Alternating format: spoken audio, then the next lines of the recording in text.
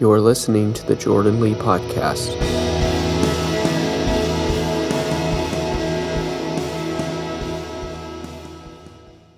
The idea around design thinking is a way to systemize like a process, right?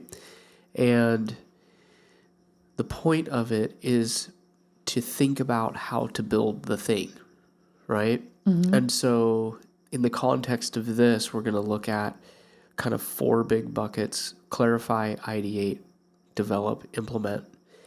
And from my perspective and my approach, like when I studied this stuff at Harvard and Cornell and went through all of that it taught me how to think differently about design and about creativity and the approach to that. And so I started thinking about problems in my business and in the offerings to clients. And it helped me to systemize the idea of building a platform around systemizing creative decision-making, right? For brand, digital design, etc. However, I think this is beneficial to a lot of people if they think about they work in a product or service or manufacturing or some way to innovate that they can apply it to their business. They can apply it to their business models. They can apply it to their company culture, right? They can apply it to customer experience.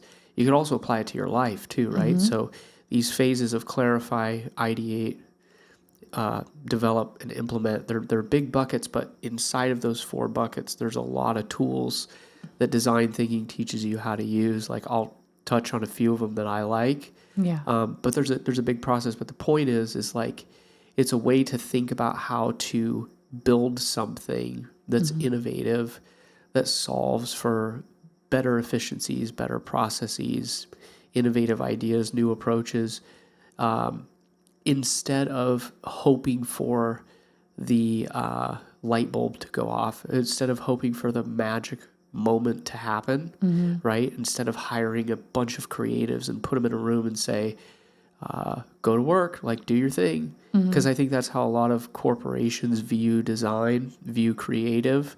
They don't really understand. They haven't understood what we do. But then, articles will come out with like on Fast Company or Forbes, and it talks about like the top companies that are leading with design leadership, right? You look at like Sony or Airbnb or Apple. And so people think, oh, if I just have a good veneer, if I have good design, if I have good aesthetic, good marketing, like that's the thing that will fix all my problems. And it's not that. There's design thinking that goes along with it, right? So like for Airbnb, the thinking is the customer experience through the app. What's the support? How do they feel, right? With Apple, it's their products.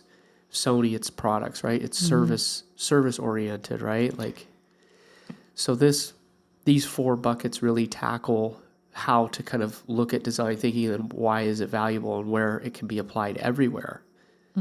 Yeah. That's great. I think before we dive into the process, I have 2 questions for you, which is, one is, well, your design thinking process seems pliable enough to be applied to a lot of different types of projects or a lot of different types of clients. What do people usually come to you for that you apply the design thinking process to? And what do you wish people would come to you for that you could apply the design thinking process to? So most people come to me for, a website or a logo, and let's have the conversation and kind of unpack like, well, where are you in your business and your brand and your audience? Right. And the discussion kind of lends itself towards the brand strategy, right? Well, the brand strategy isn't just the brand style guide. It's like, how do all of these pieces fit together? Right. So through design thinking, I've developed a handful of models and exercises and collaborations between me and the client to get to that kind of North Star, or at least build the roadmap. And then along the way, I use design thinking to make better, faster, creative direction decisions, better art direction decisions, better like all things encompassed in visual and messaging, right? And some of the people who come to you for like a logo or a website, after they do the design thinking process, they don't always end up with those things, do they? They come to a conclusion that they're like, oh, I don't actually need a logo. I need a photo shoot. Yeah, it's different, right? Things like that. So through that process of the design thinking, yeah, you're absolutely right. It's like, oh, these things are what I want, but what my audience and what my business priorities are tell a totally different story. Right. And then through that, it's like, well, my career, I've done, design from album art, photo shoots, shot commercials, storyboarding to building digital platforms and mobile apps and marketing things, right? And so the tactics can be done, but it's like, what are we doing, and how do we do it in the most appropriate way? But really, those are the tactics. But it's really about how do we accomplish that? Right. And so the strategy, the thinking is building the cohesion between the brand, the business, and audience. Right. And how do we express that into the world to make impact? Right. What's the truth of your business and what's the truth of your audience? So from that perspective in design, that's mostly where my focus is now. Yeah. And the focus is there because I saw like how design is becoming commoditized. You look at AI, you look at the tools, you look at anybody with a computer can be a designer nowadays, right? I saw the writing on the wall 5, 6, 7 years ago. So thinking about this was, how do I help people faster, better, more efficient? Yeah. Then the other question was, what do I wish, right? Yeah, but before we go on to what you wish people go to you for, something that I've noticed is that, people will go to you for your design thinking process. And what I realized is that, like, if those business leaders or founders or, just decision makers, if they went to a PR firm, the PR firm would sell through PR as the solution. Yes. Or if they went to a marketing firm, they would sell through marketing as the solution, because those firms have a service to sell. You sit at a level above all of that in terms of strategy, and you help them get to the essence of their business, the truth of their business, and the strategy to what's going to get them to their ultimate client or consumer. And that then informs who they hire from there. And I think that's so valuable. That's right. And a lot of like creative studios in LA, a lot of creative studios in LA, you can go and look at their work, and from, doing a commercial shoot for a cereal brand to a commercial shoot for Google to, whatever, it's really rinse and repeat, right? They have a format, they have an aesthetic, you hire them for that thing, and you hope, if it works over here, it's going to work over here. And I've seen people lose money hiring those firms because it's not what they needed. Right. They didn't need a commercial. Right. And so what I'm trying to do is equip the business leaders, the decision makers, with the design thinking of what makes these brands, the Fortune 100s, successful. What's the truth behind that?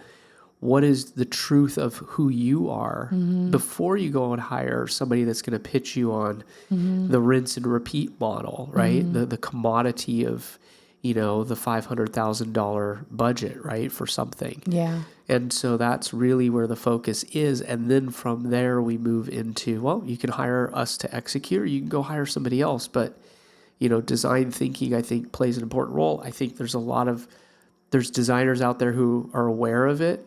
A lot of young designers, I think are really focused on their personal brand and all of that. So yeah, that's kind of where this conversation's going to go. That's a great way to answer that first question. Okay, so the second question that I had for this introduction was, what do you wish people came to you for that you could implement the design thinking strategy to? I would think more so leaning into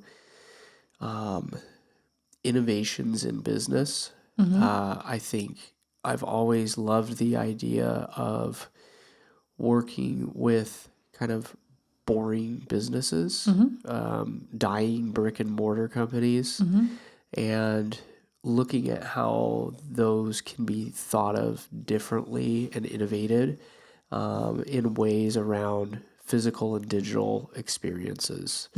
And I think those decisions can be kind of mapped out and thought through, but like what's the viability, the feasibility of that in relation to what the customers want or expect, or how do you exceed expectations? And the goal is truly to delight your customers, right? Right. So I think leaning more into the business side of that would be really, really great.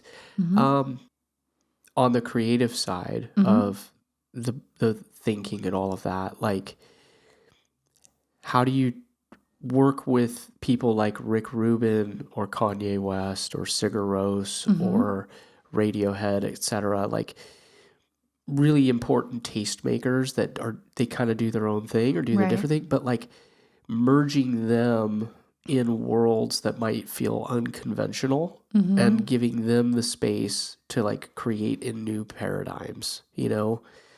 So Yeah, I always thought it was interesting that like Rick Rubin doesn't know how to play any instruments. right.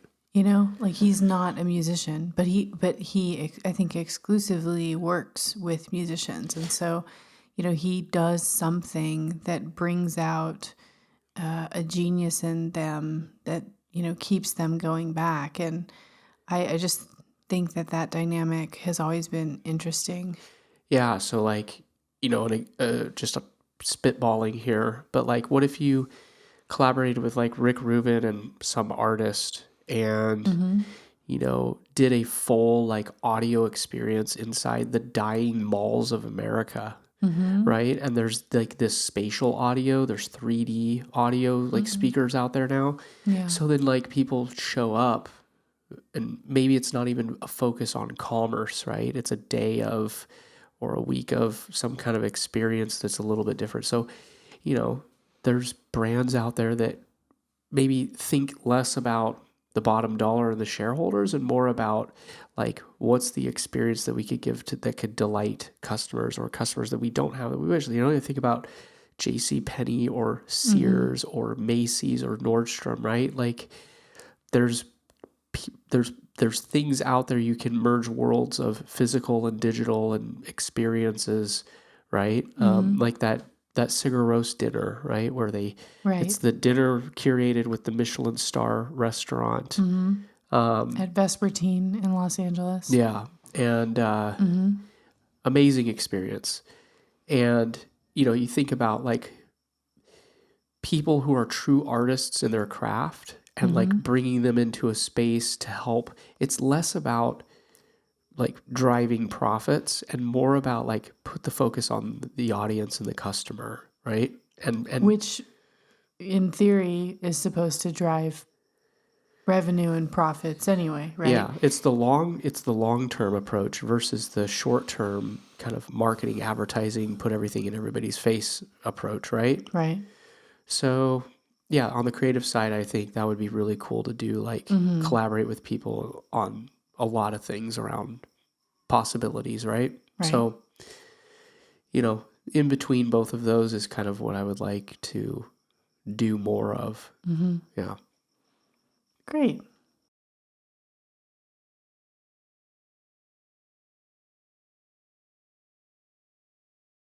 So, this is number 2. Yeah, this is episode 2. And in the first episode, we kind of covered broad strokes of Who you are, what your background is, how Right. you kind of came to design, the kind of, you know, clients that you work with. You work with both companies and individuals, but you've got a process that works for both of them. right. And I think the following episodes, starting with this, is like, can we take pieces of that, break it down, unpack it, right? Like get a little more nuanced and detailed and really think about the business impact, think about the business impact of these things, and also the design impact, and looking at the traditional trajectory of design and designers, right? And where the future is, where design is today. And, in my book,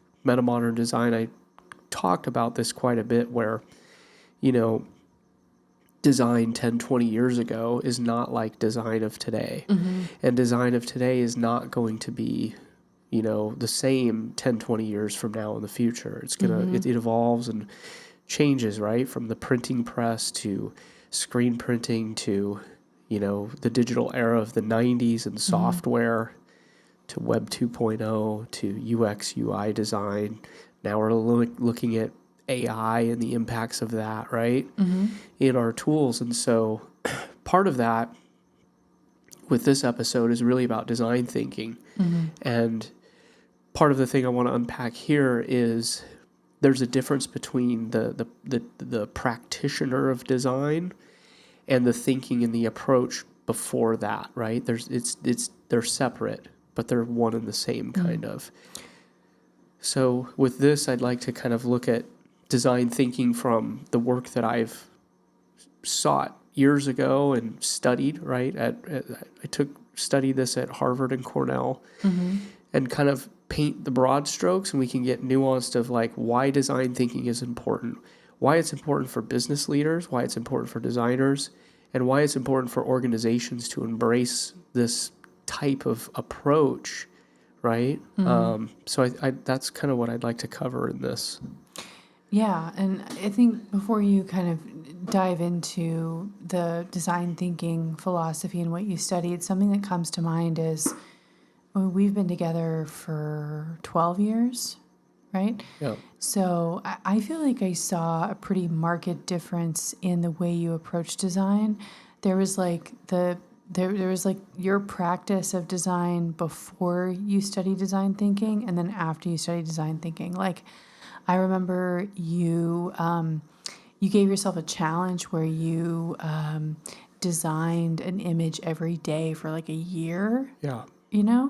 Yeah. And so you have like this huge portfolio of just creative work that people can find. It's hundreds, probably thousands of images. And, there are a lot of designers who are very like visual focused, but they don't have like a process. Right. And after you study design thinking, it became less about your personal aesthetic as an artist and more about the client. Of course, you were valuable at that time because you had the, what was it? The mobile, responsive design, mobile first, right? So you were a specialist in responsive design, which is a big thing like 10, 15 years ago. Now it's just normal. Now it's just normal. Everything is that. So I feel like you differentiated yourself in your practice by having the responsive design specialty, which you ended up using with like really big companies. But when it comes to actually like working with people, there are still designers out there today who are using like what I would call your old practice. Like you have a client right now that you're working with who went through a whole thing with their business to create like a logo and a website, and they worked with a designer who just kind of gave their, impressions of it. It was a very informal process. And now this client is going through the process with you, and they're just like really blown away by your process. Yeah. Can I say a few things about that? Yeah. So, design is not art. And I think there's a lot of older designers that I've worked with and I've known, and their approach to their design work was very like digital artist, right?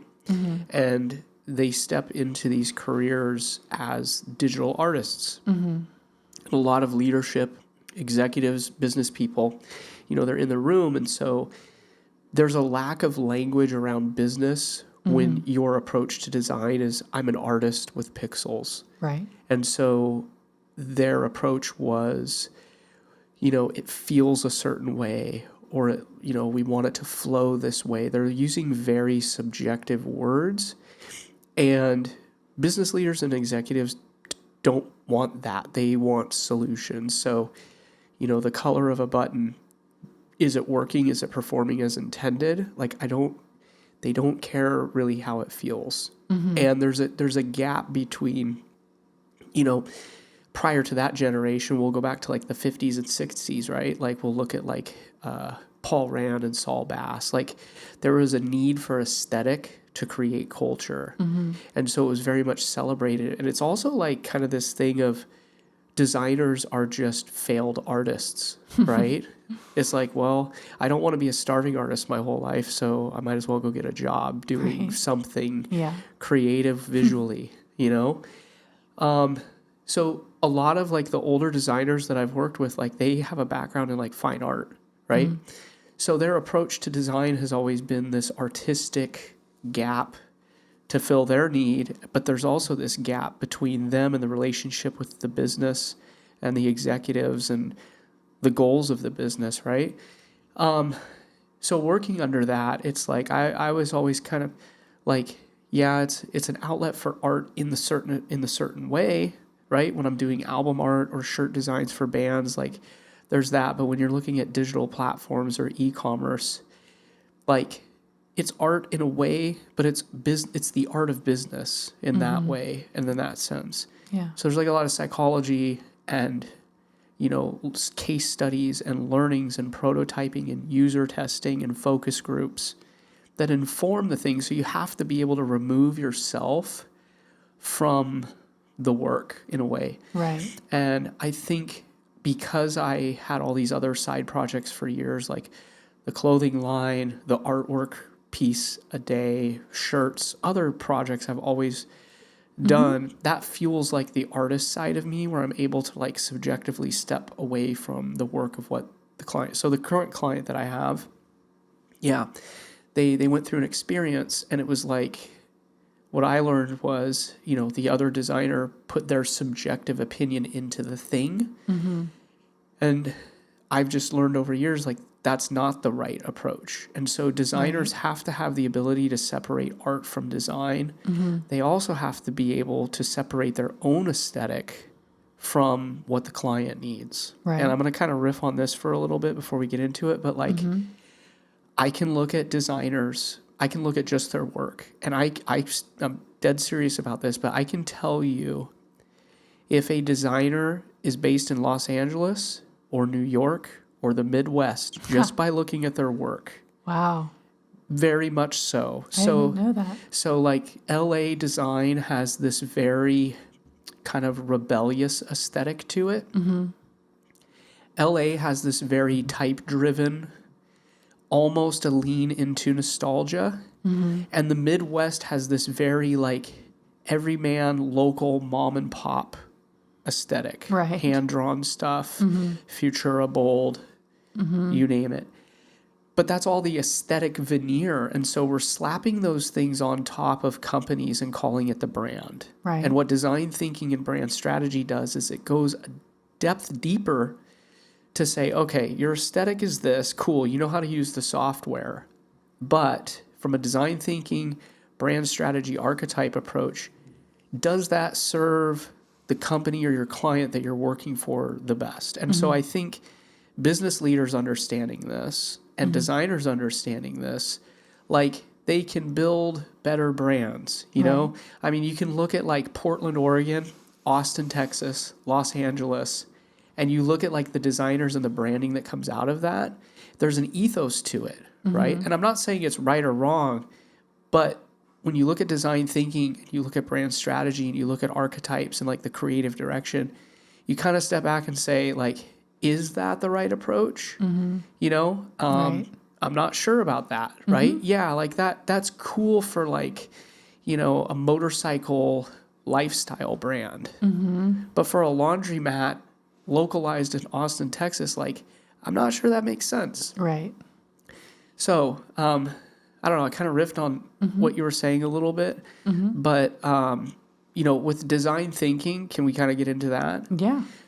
So this is the process. well, yeah, of the design thinking side, right? Right.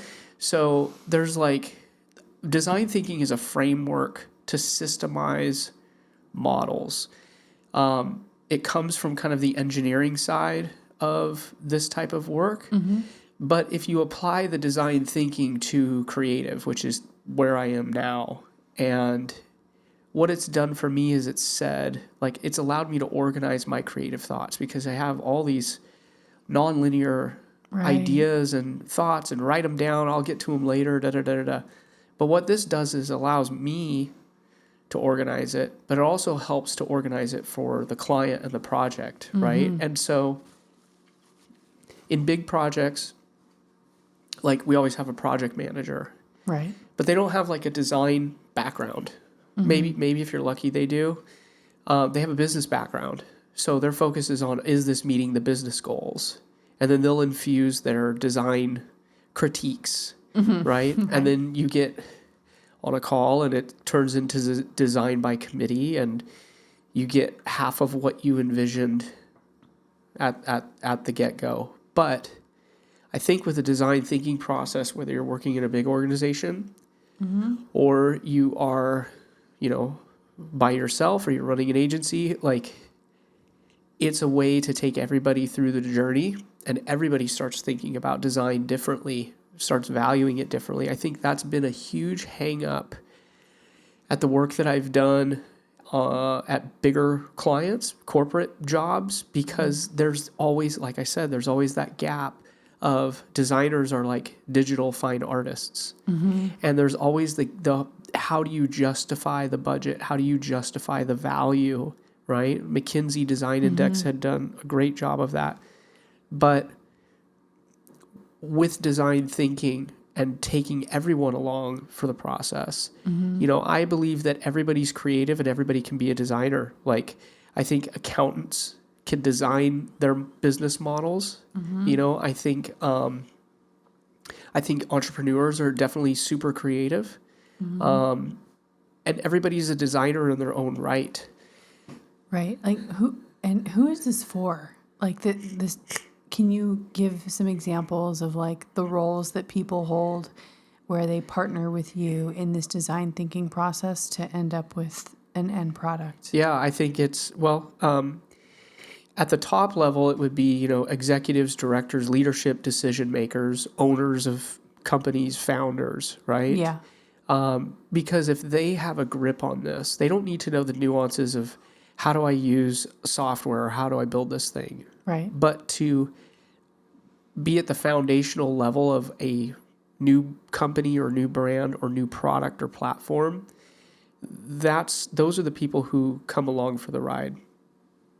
I would say then, once this is established, it can be disseminated out to the marketing, to the advertising, to the product team, to the designers, to the copywriters. There's an established direction of how things work and operate. But with design thinking... And how does that manifest? When a CEO or a founder or top leadership, they've gone through the exercise with you of several hours of doing this, how do they disseminate the vision? What do you give them that they can give to other people to execute? Yeah, so there's a lot of documentation that gets done, notes that are consolidated and presented as pitch decks or documents. There's brand strategy documents, right? The brand strategy document that you gave to me after our sessions, I think was 70 pages long. Right. It was very detailed, very involved. Yeah, and it's very different than a brand style guide. So a lot of times, designers will put together fonts, colors, usage, etc. That's not the brand, though. The brand is at a level deeper where we look at the archetypes, we look at the messaging, we look at the challenges, the solutions, the fears, the hopes of the customers, right? We look at the internal workings of the culture of the company. We look at the mission, the vision, the purpose, and the values. And then we say, how do we express these things into the world, right? Appropriately based on who our audience is, but also based on who we are truly as a company. Right. And so that kind of goes back to the designers from LA, Austin, Portland, Midwest, New York, right? Like they're kind of imposing a certain aesthetic, but it might not align. Everything's always about going back to the alignment. So we have to first build the foundation before we can build alignment and then express it into the world, right?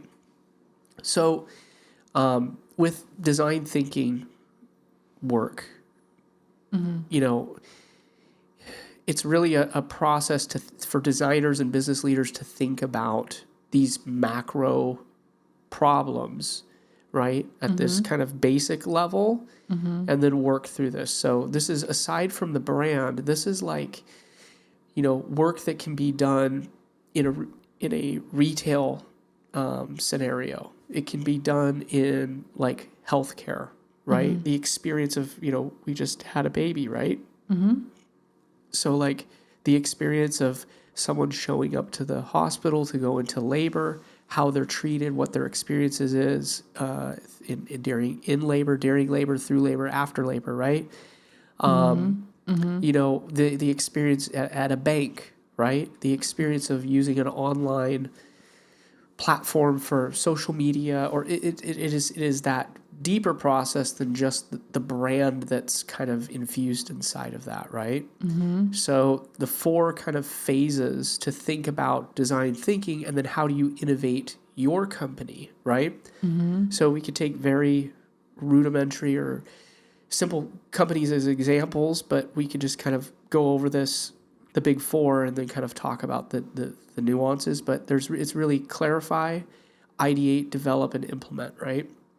And the first part of clarify is you want to clarify what the challenge is. You're always trying to look at what the challenges are, or what isn't working right.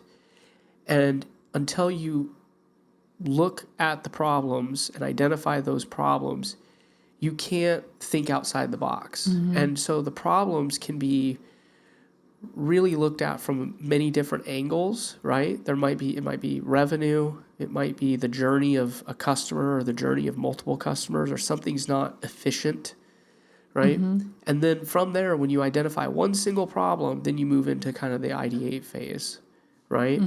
So inside of clarify, like, you always want to ask questions. You always want to like think about like the journey maps, which is what I said, framing the problems appropriately, constantly asking why. Like, something happens, then what? Then what? Then what? You know, the magic of 3 to kind of get to that base place, right? And you want to step back and observe, look, ask, and try new things, right? And so you have to just be willing to step outside of yourself as a business owner, as a leader, as an employee, and put yourself in the shoes of the customer, right? Where are the frustrating pieces? Here's a really great example of something I did that I think was design thinking before I understood what design thinking was. But at Disney, they gave everybody kind of free rein to come up with a solution for a problem at the park, right? So I partnered with like 3 other designers, and it was across all of digital, and kind of worked through some ideas. And one of the things I said was, you know, waiting in line for the rides at Disneyland is not fun.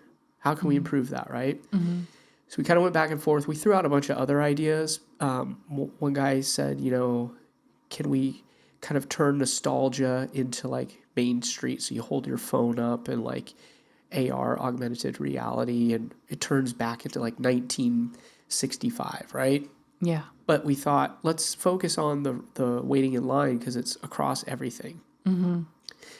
As an employee, but also somebody who goes to the park, like everybody knows like that's a challenge. It's frustrating. Right. So the solution was, can we gamify waiting in lines? And we built kind of this map guidebook that was like the Russell character from Up, right? And it was like a Boy Scout app. And as you wait in line, you use AR to capture these like hidden Mickey QR codes. So Hidden Mickey and all the rides, it's kind of a thing that people who are really obsessed with Disney, they look for the hidden Mickeys that are, built out of stone in a certain ride, or it's like, So the hidden Mickeys exist in real life, right, in the rides. But you use your phone and augmented reality to take a picture of a hidden Mickey and like unlock some sort of experience on your phone? Sure. Okay. And we would put the hidden Mickeys in the line. So while people are waiting in line, now they have something to do. They're looking for the hidden Mickeys, not just in the rides, they're looking for them in the line. Right.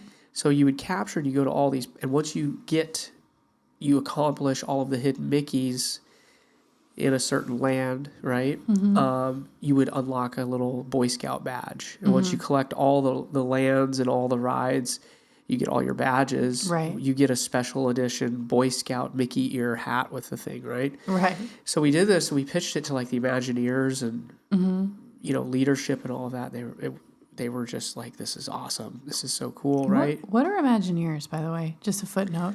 Imagineers are like the coveted creatives of Disney and Disney World and the rides and the concepts for like these experiences. They get to work on all these like really amazing ideas of bringing kind of magic to life for people. So in the parks, everything from, the holograms in the Haunted Mansion to the animatronics of the pirates, right? To the ride experience of Splash Mountain to, the wind that blows out of the roller coaster in Space Mountain to make it feel like you're doing 120 miles an hour. Right. Like they work on that stuff all the time. So they were right next door to where we were working. And we'd see them, we'd go out there and see like Jack Sparrow flying 40 feet above the warehouse with like, flames shooting up and things like that. That's so cool. So we pitched it to them and they loved the idea and it solved a problem, right? It was design thinking to solve a challenge of something that could be improved. So there's nothing wrong with Disney or Disneyland, or people love it, they pay, they go. But when you can identify one small thing that there room for improvement, that's where the clarify stage comes from. So the only way is there's frustration, you understand the employee, the customer experience, you put yourself in their shoes, and you can say, hey, here's this thing, can we make this better, right? Right. So that's an example of like a big company that had not a small problem, but relative to, the market cap of the whole company. Like it was a challenge that needed to be solved, but like a lot of people come to you with a much bigger challenge, which is they need to define their business. They're either selling a service or a product, or maybe it's a nonprofit that has a concept, and they need to just fully form how, like, the image, right, and the ethos of this business, and every touch point that a person on the other side of a transaction is going to experience. Right. You're saying from like a brand identity, like usually, awareness perspective. Usually that's the challenge for you, isn't it? A lot. Well, for startups and founders and all of that, it's like, there's different challenges. But at first, it's like let's clarify the problem. So here's a really great example. Somebody will come to me and say, I need a new website, right? And it's like that's what they're clarifying as the challenge. Right.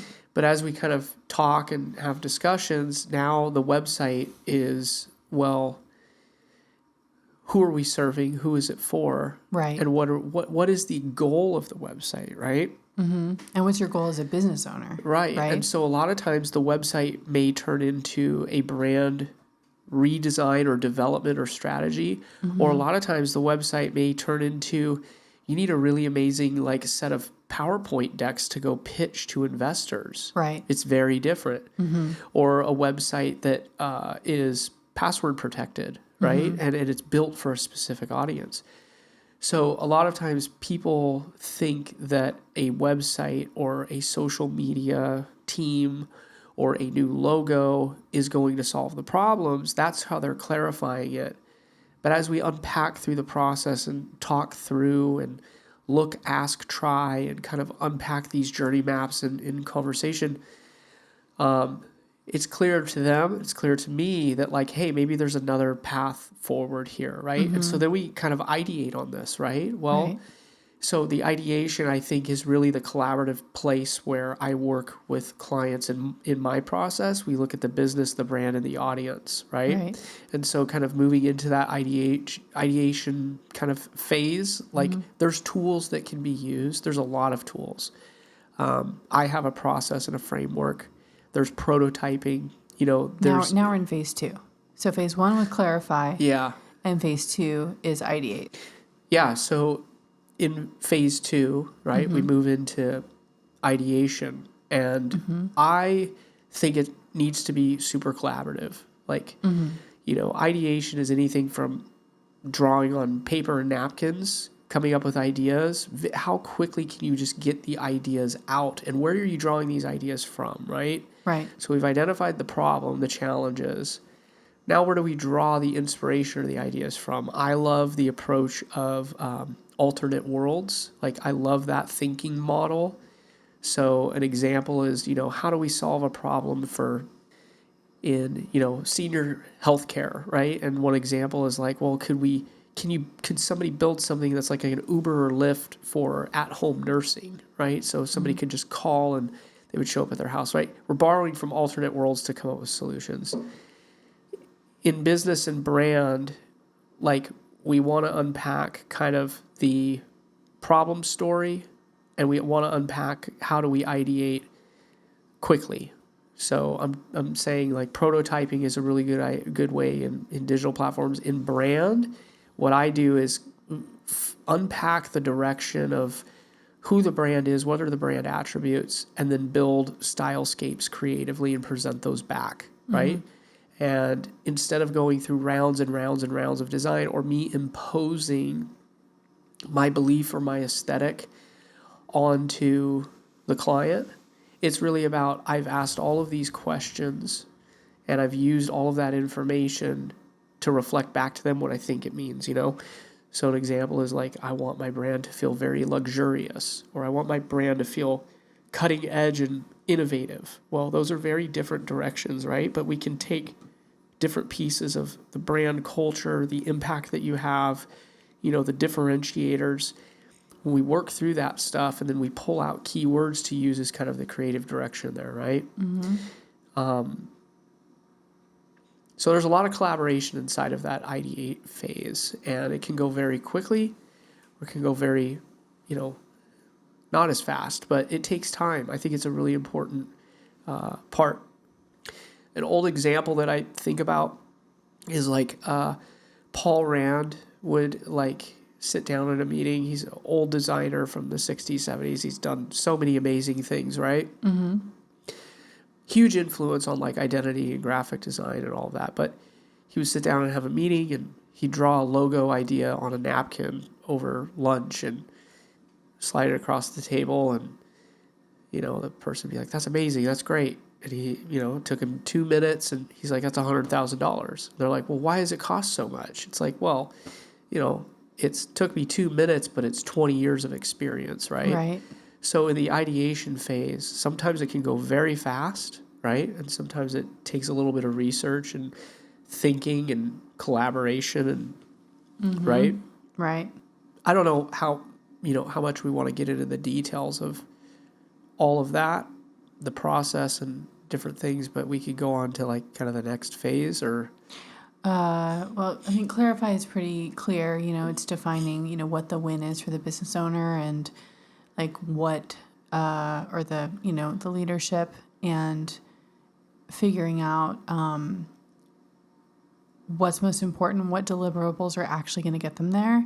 And then ideate is drafting off of clarify, right? It's like you're trading ideas back and forth. And your Paul Rand example reminds me of a story of there's a school principal who has a Coke machine that is not working, and they call like a mechanic or janitor or somebody from outside the school to fix the machine. And the mechanic like comes in and he looks at the machine. He takes a hammer and he hits it like on the side of the machine, and 2 or 3 Cokes come out, and then the machine is fixed. And so he writes an invoice for $100, and he gives it to the principal, and the principal is like, $100? All you did was take a hammer and hit the machine. And so the mechanic writes another invoice, and it says, hammer, $1. Knowing where to hit the machine to make it work, $99. Right. And total $100, and then he hands it to the principal. Like, there are probably designers out there who know how to execute tools that could amount to deliverables to a client, but how one gets there is critical. That's right. And it determines the effectiveness of those deliverables and those tools. Yeah, and I think in future podcasts, like, we'll probably really dive into that a lot, fairly deeply. But yeah, you're right. And ideation is really about get outside of your own opinions and subjectivity in the box that you're thinking in, and look at all possibilities that might work to solve this problem. Yeah. And when you collaborate, one idea over from somebody else might combine with your idea, and somewhere in the middle, that's where the magic happens, right? The cognitive fixedness, the combining of things versus pulling things apart, kind of deconstructing ideas, right? Mm-hmm. That's a process of thinking. We can, if we have time, dive into the specifics, right, of that. But that's one example, understanding the journey map of people and where these touch points can impact them and what's the most relevant approach. But then once there's a bunch of ideas, let's say you have a bucket of 3 to 5 that solve a certain problem. Yeah. You kind of move into development, right? And we can kind of move into that third phase. But the development of that is you want to look at like the feasibility, the viability of the thing. Mm-hmm. How can we test that? How can we validate it, right? Mm-hmm. How do we take these ideas and quickly ramp them up and get them in front of customers or focus groups or leadership, right? So it's how do we develop it, but how do we be responsible when we develop things? Mm-hmm. And some examples of working in digital for me is around, I think designers knowing how to code is super important because it gives them a framework to know what the technical debt is for a vision or an idea or a new kind of approach to a prototype. It says, how can this be done, and how fast can it be done? And without that ability, I've seen projects get blown so wide open with budget and time and pushback because it has to be this way. And it's like, you can kind of accomplish a similar approach and do it much faster if you kind of are just willing to give up a little bit of your fine artist approach to your work and say, like, how do we merge these two worlds together faster from a digital perspective, right? Right. From a brand perspective, the ability to mock things up, have a designer mock something up on, buildings, billboards, vehicles for brand purposes. You don't have to go spend the money to wrap it in vinyl and put it on the side of your work van to see if it's going to work or not, right? So there's a lot of different ways, but I think the development, I think, is really important for designers to have a macro lens over business, over tech development, over design. I think it's important for business leaders to have a macro understanding of design and understanding of tech, right, related to the business, because you can spot the inefficiencies with developers. You can spot the inefficiencies with designers. Like, it's not going to take you 3 weeks to come up with a set of icons. You know, it's not going to take you 3 months to build out with all of the tools that we have from a development perspective. Like, Right. so I think part of that is in the development phase is where a lot of the churn happens and a lot of kind of the, oh, this is going to take forever. And, you know, no, it's not. Like, our tools are getting faster. We can quickly just get something really rudimentary up and test it with clients or customers. So from a brand identity position, we can quickly kind of design some directions and internally shop them around and show them to some of our trusted customers, right, and get feedback. And I've done that a lot with focus groups and, you know, collaborating and all of that from a digital platform UX UI approach. So for the third phase is develop, right? Yeah. And what develop is we look at the ideation phase. Everything builds off of the previous phase, right? Right. So once we've clarified, we move into ideate. We look at the problem and clarify. We ideate. In develop, we look at ideate, and we say, how can we do something at a kind of a low level? How can we get there quickly? Or is it something that we have a large enough budget that we want to spend time doing it? But my personal belief is in develop, like, you want to develop the prototype, the idea, right? The ideation of things. And you want to do a few of those ideations and develop them and then test them against each other to validate. Like, you know, there's a lot of examples around like the city of New York where they will test new innovative ways of utilizing the subway, getting around the city, wayfinding, right? Digital experiences, touch screens, making it easier for people to onboard off the subway, traveling, tourism. Yeah. But these ideas get tested, right? They get validated. And so that's just kind of one physical example, right? But you can do this with different websites, landing pages, photography, you know, messaging for sure.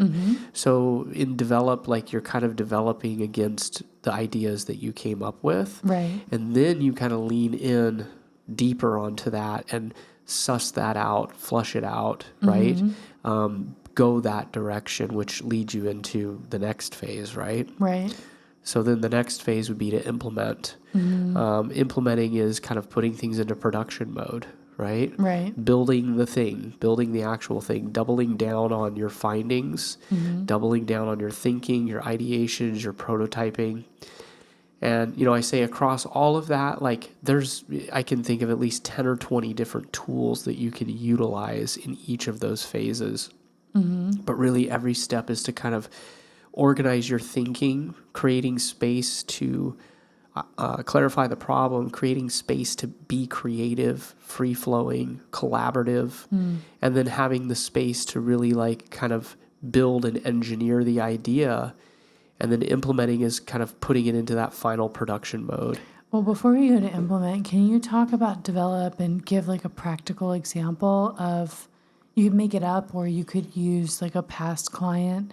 You said there's about 20 different tools you use to develop with people. Like, can you ground it in an example? Yeah, so I think from this perspective, I'll talk about my platform, the brand strategy platform that we built.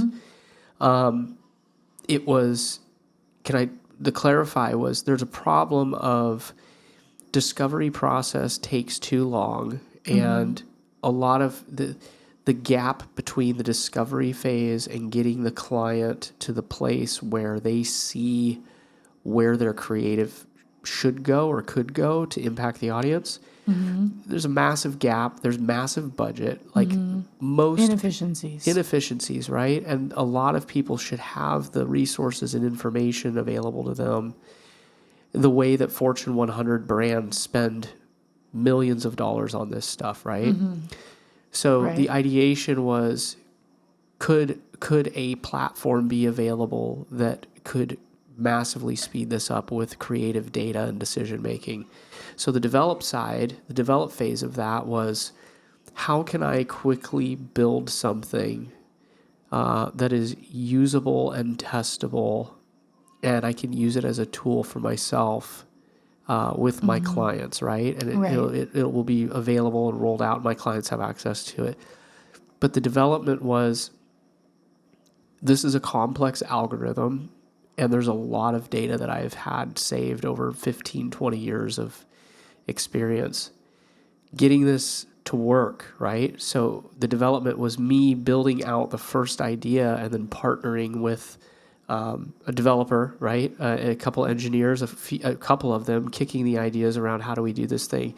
And then getting the idea to work. And it's like something that takes 3 months to do is massively faster to give solutions to clients from that discovery phase to say, this is where the brand and the strategy and the business should look towards creative direction, right? And design.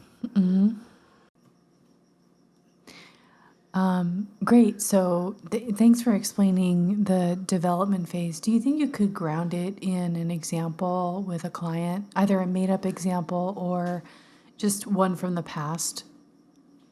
Yeah. Yep. So a couple of years ago, I worked with some musicians who score for TV and music, right? Yeah. Really successful, well-known musicians in like the music industry. Yeah. And then they moved their careers into like working on really well-known TV shows. Yeah.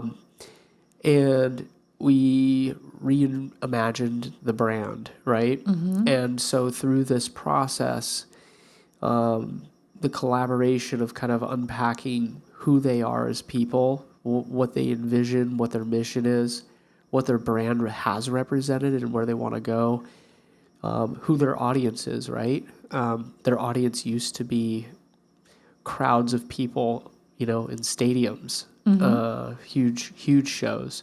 Yeah. Now their audience is very different. It's like TV execs, like movie execs, right? And so all of that, there's a bigger purpose to who they are, of things they care about, which was giving back to the local community, but also they have like connections to Africa, South Africa as well. They care about giving back to kids and education and music. A lot of the music has been cut in LA schools, right, for funding and budgets. Yeah. So part of this development was like, how do we build this brand that is cool enough for film and TV execs, but also cool enough for kids? And then through that, they've built a nonprofit that raises money and donates to local schools. They go in and they do educational courses like in person, and then they do Zoom to help young musicians who want to get into the industry. Yeah. They have gotten instruments together to send to South Africa. And I believe they've gone there a few times to do that stuff. So it was kind of one of those things that as we worked on the brand, like it's part of who they are that then gets pitched to the TV and film execs, that they're also the ethos and beliefs and the vision of what they believe in, right, about music goes far beyond the industry of just doing stuff that's cool. They want to be impactful, right? So it was the development of that was tying in the photo shoots, the look and feel, the approach that kind of merges all of that into one thing. And then how does it get communicated and where does it get communicated? So they have to kind of play off of each other. Like, and did this band, I mean, they're no stranger to doing photo shoots, just based on, their career over decades. But I mean, I happen to know who they are, but even though you're not mentioning them by name, but when they went to you for the job, did they say, we want a photo shoot? Like, what did they say that they wanted or needed? Yeah. And how did the ideation and development process, what did it bring out? Yeah, so their photos they had were pretty dated, and they were like open to the idea of doing a shoot. But then it was the conversation around how and what and where should we do this shoot, and what are we trying to communicate, right? Right. So we kind of came up with some really interesting things. Like we rented some spaces and hired one of my good friend photographers. But it was really a discussion around, here's who you are, here's who your audience is, here's what you're trying to communicate and accomplish. Do these things align, right? So Right. I pitched some ideas, they pitched some ideas. We went back and forth, and we kind of landed on a kind of a gallery of approaches, right? And then we treated those and kind of color corrected and took a look at them and picked our selects, right? But the approach was like, how does it align to what we're really trying to do? And so they had an idea of what they wanted to do before we started this whole process. Right. And then once we kind of came through all of it, it was like, oh, we're kind of like the creative everyman jester archetype, and we're like, we don't have to feel like we fit the mold of XYZ artists in the industry. Like, we can kind of be our own thing and still be this like creative, like superpower musician group, right? But their idea of what they thought they had to be, and then what wound up becoming, was just reflecting back and kind of empowering them to feel like they could lean into who they really were instead of trying to pretend to be something else. Right. I see that happen a lot with like founders who feel like they need to be Elon Musk, or, business leaders who think they need to be like Warren Buffett or Mark Cuban. Like, the way that those people do business is organic to who they are already, and they lean into their strengths. They may or may not have your process to arrive at those conclusions, or maybe they are just who they are. But I see a lot of business leaders trying to emulate the behavior of other successful people who have come before them, because they think that that behavior is going to bring about success, notoriety, revenue, profit, things like that. But then they're denying themselves and who they are uniquely, and they need a process to go through that. That's right. And just to build off of that, like, I'll use myself as an example. Like, that I hate pictures. I hate photo shoots. I rarely let you take pictures of me just like at home. Yeah. I have to sneak pictures of you on my phone. I know. I've got a whole like album of like you, around the house. I didn't know that. First time I'm hearing it. But, I think psychologically, I've been somebody who has helped a lot of other people who are normally in front of the camera, literally, being it, an actress or a director, or, a founder who is, raising capital or something like that. And so I've always thought that things like photo shoots were kind of like this vapid exercise that like I would be using to stroke my ego, and it was just never something I ever wanted to do. But I remember you built a website for me, and you did the whole thing for me, and you were like, the only participation I need from you is to let me take a few photos of you. And you took some professional photos of me in probably like an hour, and then you put the website together.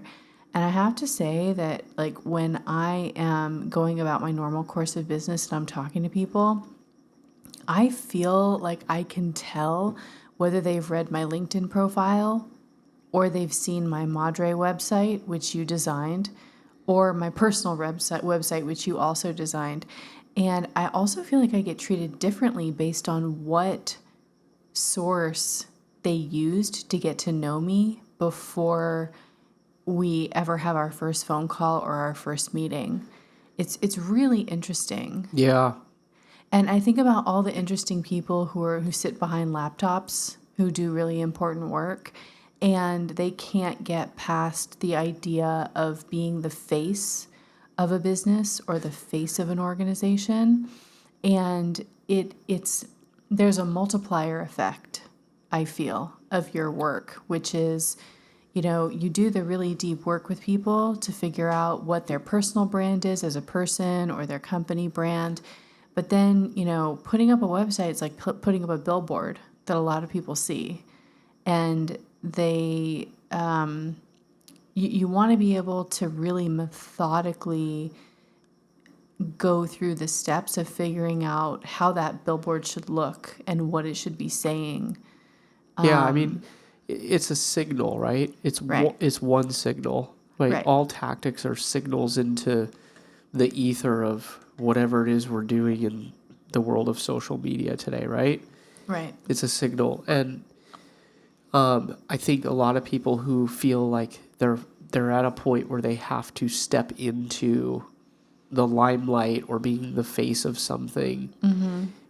The easy path is to say, well, we kind of do this and kind of do this, and we're kind of like, I'll lean into like being like a Steve Jobs or a Elon Musk, right? Or a Jeff Bezos or pick your top successful billionaire or something in an industry that they want to emulate, right?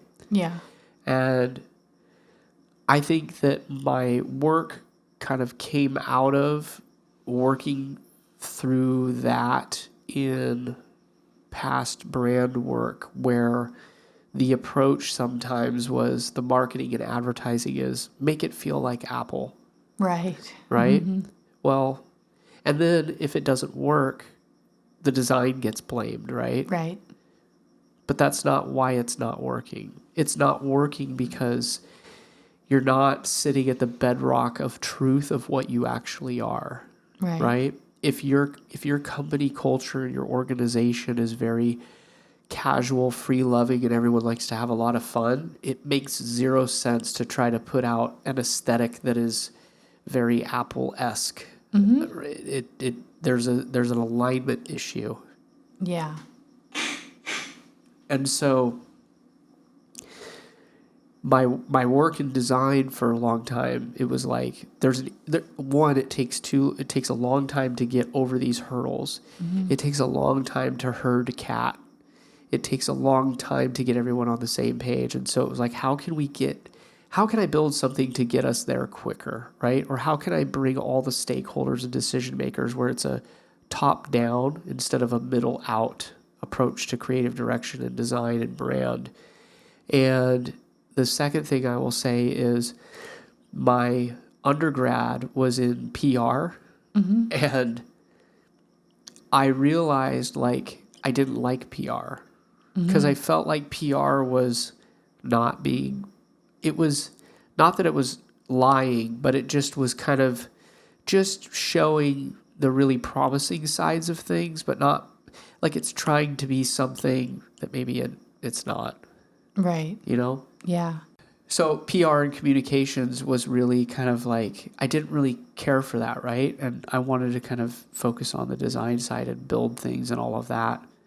But I have what I'm trying to say is like, I have an understanding of where everything kind of exists and why, like as far as PR, marketing, advertising, communications. Yeah. And I think that gets lost because it's such a churn. It's kind of fast paced and it's like throwing darts in the dark. And I think my approach is much more surgical at the beginning to then disseminate out to what are the directions that these efforts should be done.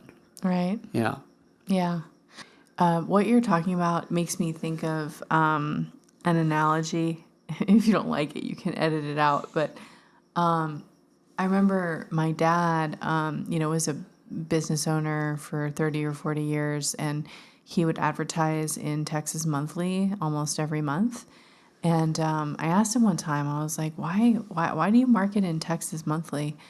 And he said, well, Laura, running a business without marketing is like winking at a girl in the dark.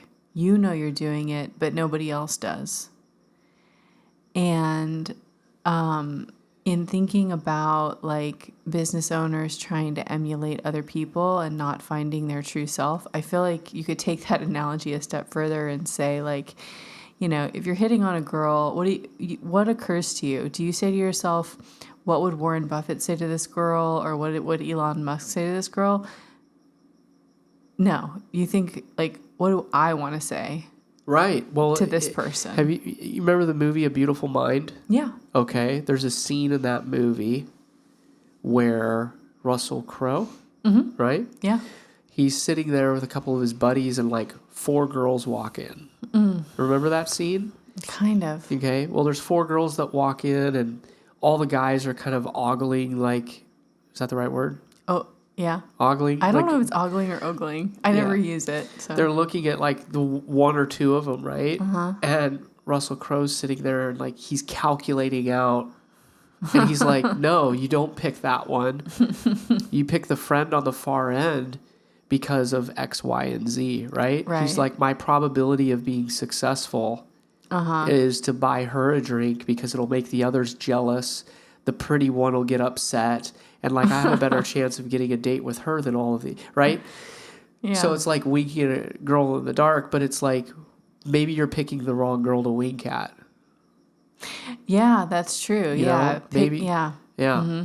If you just if you do the work of figuring out who you are authentically as your own personal brand or your company as its company brand, like you will send the right signals to the right audience to get them to buy your service or your product or be aware of your nonprofit, but you have to sit down and do the work first. Right. And maybe your audience isn't the girl to be winked at. Like maybe it's the girl that wants the handshake, or maybe it's the guy that wants the high five, right? Right. Like you have to know. So marketing isn't a bad thing. Right. I just think that a lot of times it's a little bit chasing trends, and what I do is try to get deeper to the truth of the brand, to inform. We're not going to chase anything. Right. We're going to be who we are truthfully, inherently, authentically, right? Right. Yeah. Yeah. And I don't know if we've covered this already, but something that I've heard you say to clients is like your sessions with them is kind of like narrative therapy, where they go those levels deeper to figure out the essence of why they started the business in the first place. Yeah, I mean, every time I do this work, like people get emotional. Like the last client I did stuff with a couple days ago. Yeah. He got very emotional, right? Because he's like starting to see things in himself that we kind of work through this process. And it also gives people the courage to step into the thing that they're truly afraid of. Right. And then it gives them a path to do that, right? Right. Yeah. So, yeah. But yeah, it's a lot of people say it's like therapy, which I think it's really a pursuit of truth. I want truth for my life. I want truth for other people's lives. I think just seeing the landscape of society today, like politics, culture, religion, economics, right? There's a lot of like the truth is hidden from us. Right.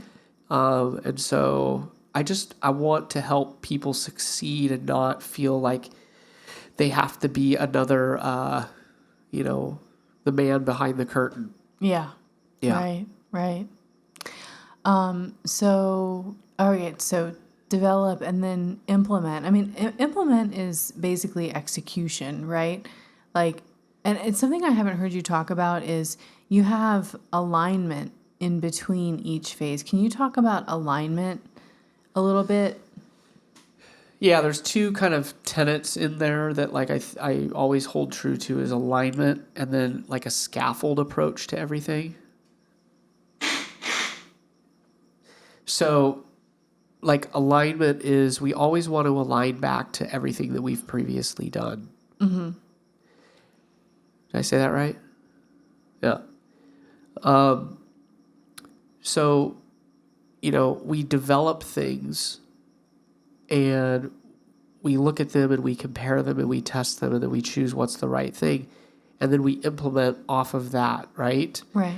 So we're always looking back to the things that we've previously done. In the brand and design work and creative work that I do, it's always looking back to what the client has told me, to the research that was done, to the discovery sessions, the collaboration, all of the notes and documentation, the business requirements, right?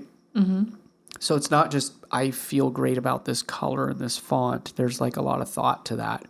Mm-hmm. So in implement, we're always looking backwards at those things. And along the journey through these phases, things emerge, things pop up, things reveal themselves. We'll kind of go down these paths and these tracks, but we'll sideline to a conversation and some learnings will happen and those things get noted, right? But those are all really important pieces of like what the brand is and what it represents. And so all of that's taken into account. So when you implement, it's leaning into what we've already developed, what we know is to be true, what we can stay away from, how sure can we be, and then let's go build this thing. Mm-hmm. Yeah. And the alignments happen in between phases, right? Yep. So we're always looking back. Right. So it'll be like the clarify phase, and you will seek alignment before going to the ideation phase. Oh, I see what you're saying. Yeah. So like within each phase, like we want to make sure that. Yeah, like if you're not aligning between clarify and ideate, then you're not going to move on to ideate. Right. So we want to align and validate that we're understanding each other. That the for clarify, like we are sure, we all know the true problem is X, right? And then we move into the next phase. Now, when we get into ideate, we come up with a bunch of different ideas, but we're always looking back to clarify to say problem X, right? What does this do to alleviate problem X? Right. And so there's a lot of things we can look at there as far as tools and ways to look at that. Like we chart it out, graph it out, journey map it out, right? And prototype. But we're always looking backwards to kind of do that. And then once we're aligned in there, we pick the things that make sense to move into develop, right? So with implementation, can you again ground it in an example of working with a client? Like what kind of deliverables do they get? Like implementation, like implementing is really what people pay for. Yeah, it's kind of it's the end product, right? Right. So in the past, it would be, hey, I need a website, or I need a logo, or I need a photo shoot, or I need something. It's like, okay, cool. Like we can do that. Like, let's do it. However, doing all of this work leading up to that, it helps to ensure the success of the goals that we're trying to accomplish. It helps to say the challenge that we've clarified in the first stage, like we're really, really certain that this thing is going to accomplish that. Mm-hmm. So a couple like real world examples for that. That work expresses itself in different ways, whether it's a website or a executive pitch deck for a company or a photo shoot. But, like measurable examples would be like closing $1 million deals for people, right? Multi-million-dollar deals. Yeah. Acquiring new customers or clients for brands and clients that I work with that are, top tier in certain entertainment industries. Building better awareness for people, for these brands. I mean, that's a measurable thing.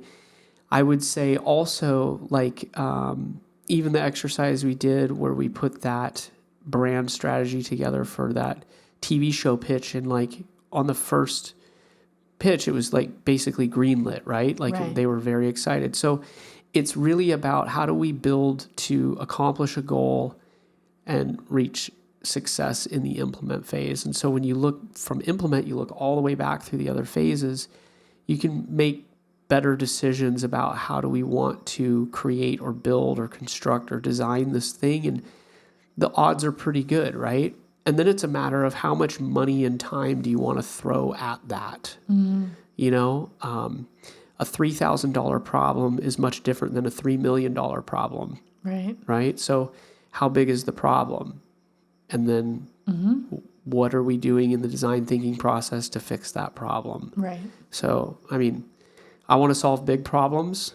I like solving all types of problems, but you know, the implement is really kind of I guess it's the icing on the cake. It's very important, but I feel like all of the other things to get there is really, really good.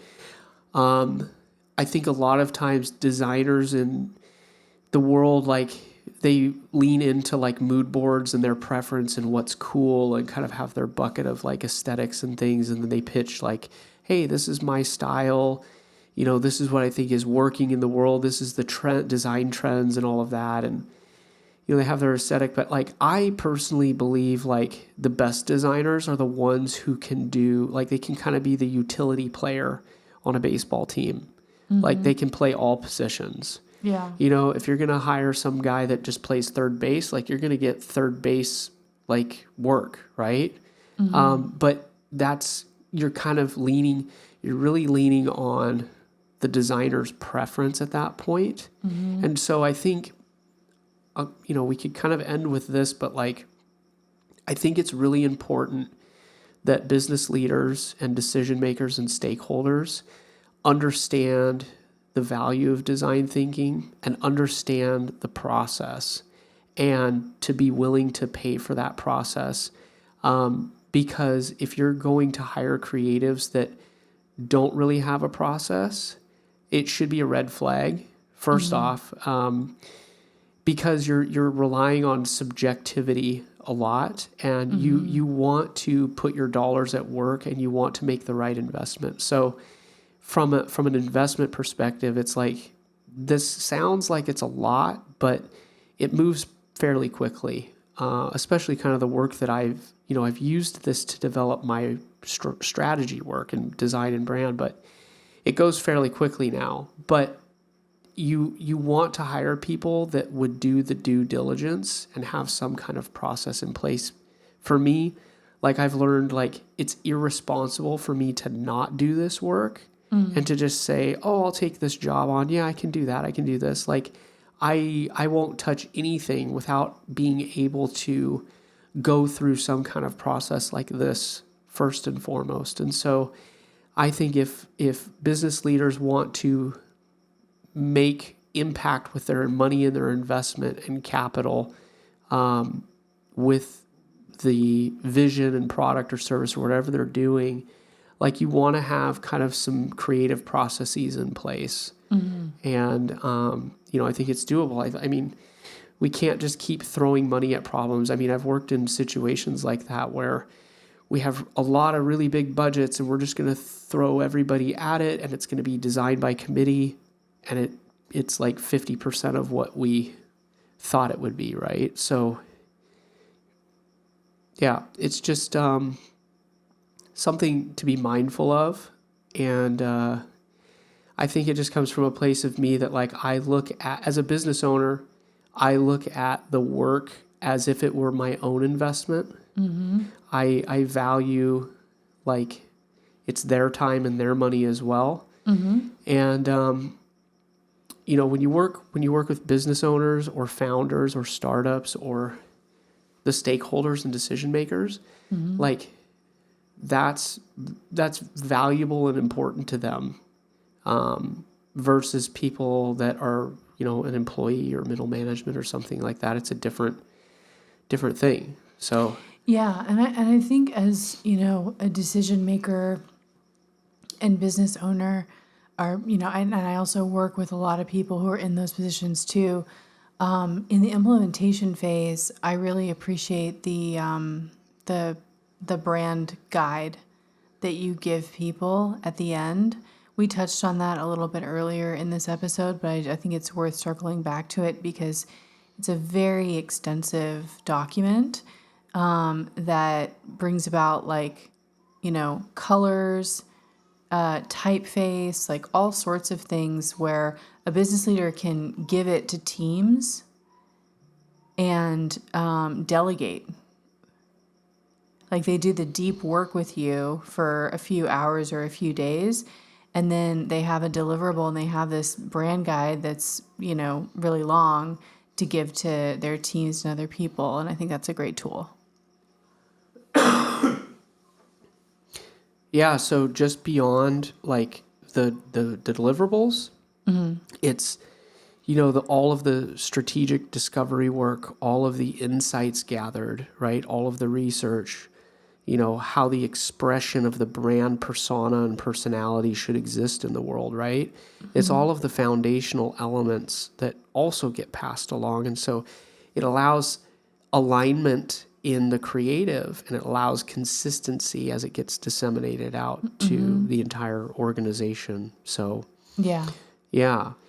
So you really get over a lot of humps where, I've been in a lot of meetings over the years where it's this back and forth, and it's really just trying to get everybody on the same page. Right. Right. And everyone's got their own idea of what something should be. But if you do this type of work, there's no second guessing. Like we all understand and we know who we are, what we're trying to represent, what we express. If we come up with some idea or some brand or some product or whatever, and it doesn't align back to that, then it doesn't feel right. Yeah, right. And the consistency that I think that the brand guide creates across teams in a big organization is really vital. Not only for like the cohesiveness of a brand as it exists in the world, but also for like a CEO's time, Right. Like a CEO might spend days with you doing the work. Well, when they go back to their busy lives, you don't want them having to get on conference calls with a social media manager explaining what they uncovered with you in those sessions. You just want them to be able to email a PDF document of 70 pages long that explains the brand that was unearthed by you and by them. And the social media manager then has their directive. They know the fonts that were chosen. They know the colors that were chosen. They understand the audience that is being targeted towards. And they don't need more direction than that. So it's a really scalable solution on the back end. I feel like you have figured out a way to save time for yourself and clients on the front end of the development process, but also after the implementation process, you're saving them a lot of time based on the deliverables you give them in the end. 100%. 100%. Great.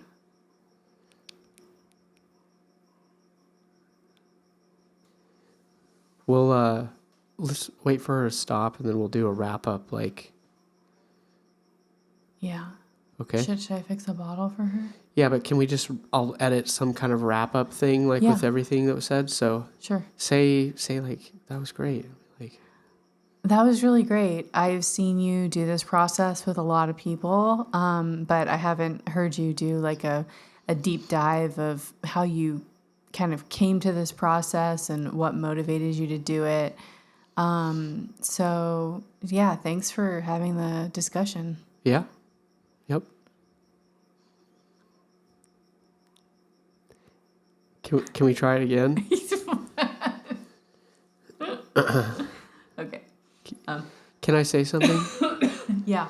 I want this to be more about like the design thinking. So like my strategy and my platform are like a product of design thinking. So like it's like the design thinking can be applied anywhere, right? Okay. Well, can you say that? Because I feel like I'm. Okay. So you said, how did you say it? You said great. I'll say blah blah blah blah blah. Okay, 1, 2, 3. And she's crying, but here, let me see if I can mute you. She's crying pretty hard. Check. Okay. I can't hear her now. Yeah. So the design thinking process is really a way to kind of systemize thinking and your thoughts and everything. And through that, I was able to apply it to like design and creative and the platform and the work that I do for clients, right? And, because of that, it's just been a really great tool. And I think it can be applied all over the place, inside of business, inside of organizations. And, it's just been a really great set of tools to be able to utilize in my work. So, I'm excited to see where design goes in the future. Right. If people want to get in touch with you about the design thinking process for any myriad of things, where should they contact you? Yeah. You can find me on all socials, at Jordan W. Lee. You can go to my website, jordanwlee.com. You can email me through there. You can check out my company, Neon Wilderness. It's neonwilderness.co. So you can kind of track me down on the internet, and my email and contacts there. So yeah. Great. Thanks for listening. You can check out jordanwlee.com for more information and additional podcast episodes. Feel free to contact me via email at jordan@jordanwlee.com.